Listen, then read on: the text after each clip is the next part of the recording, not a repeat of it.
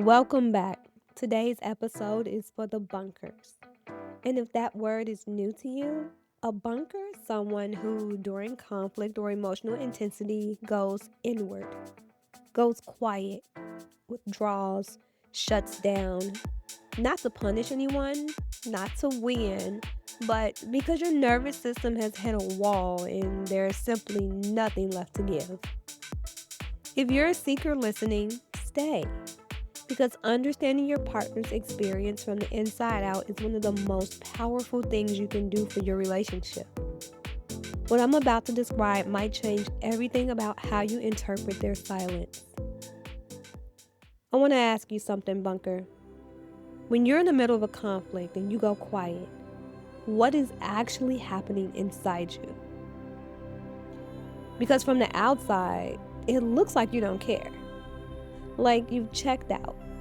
Like you're fine while your partner is falling apart. But I've sat with enough bunkers to know that the inside tells a completely different story. You're overwhelmed, not by one thing, by everything. By the emotion in the room, by the words coming at you, by your own fear of saying the wrong thing and making it worse. By the history of all the times you tried and it didn't land right. By the shame of knowing your partner is hurting and not being able to fix it. And here's what's happening physiologically. Your nervous system has entered what researcher Dr. Stephen Porges calls the dorsal vagal state. This is a shutdown response, ancient, automatic, and beyond your conscious control once it's triggered. Your heart rate drops. Your prefrontal cortex, the part of your brain that does empathy, language, emotional attunement, it goes significantly offline. You're not being withholding. You're, in a very real neurological sense, incapacitated. The cruelest part of this is that you often know your partner needs you. You can see them hurting, and you want to reach. But it's like your arms just won't move. There's a wall between the wanting and the doing. And that gap fills up with shame. And shame makes you shut down worse. Here's what I need you to understand about what happens on the other side of your silence. Your partner, especially if they're a seeker, is not just emotionally uncomfortable when you go quiet. Their nervous system is in a threat response. Genuine physiological alarm. Because their brain has learned that silence precedes loss. And your silence, no matter how unintentional, is sending a signal that says you are alone right now. They don't experience your shutdown as they need space. They experience it as abandonment in slow motion. And so they do the only thing their nervous system knows how to do. They pursue. They knock on the door. They send another text. They follow you into the other room. Not to punish you, because their nervous system is screaming. And they're reaching for the one thing that calms it down. You.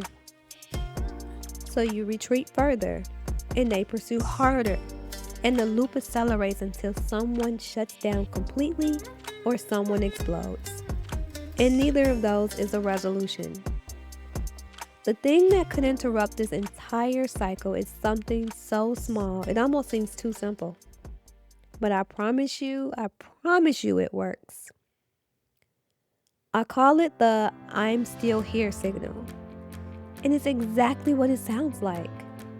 When you feel yourself hitting your threshold, when you can sense the shutdown coming before it fully arrives, I want you to give your partner one small, deliberate signal that communicates, I haven't left the relationship.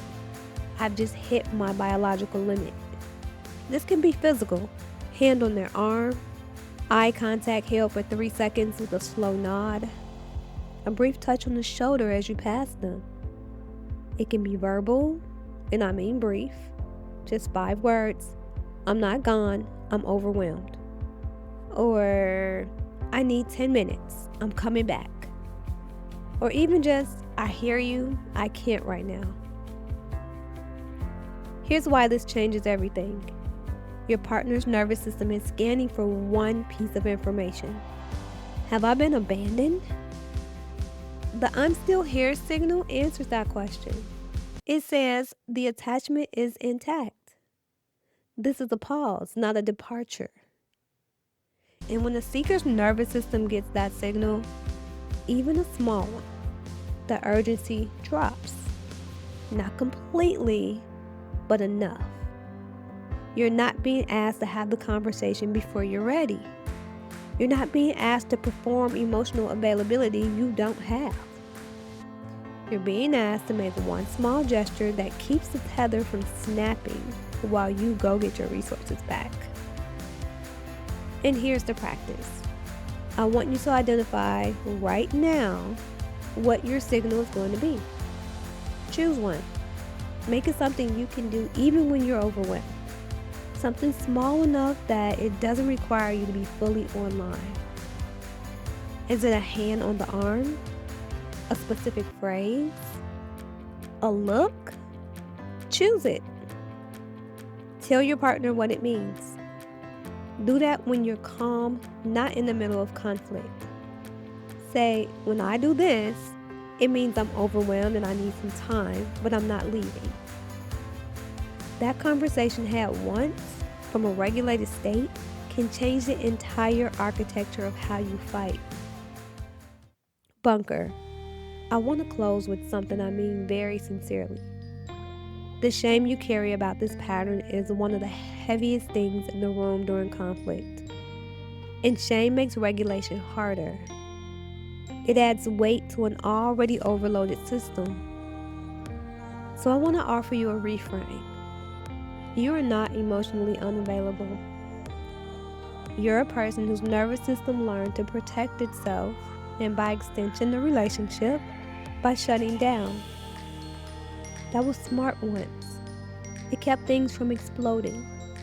It kept you from saying things you couldn't take back. But your partner needs to tether more than they need the protection.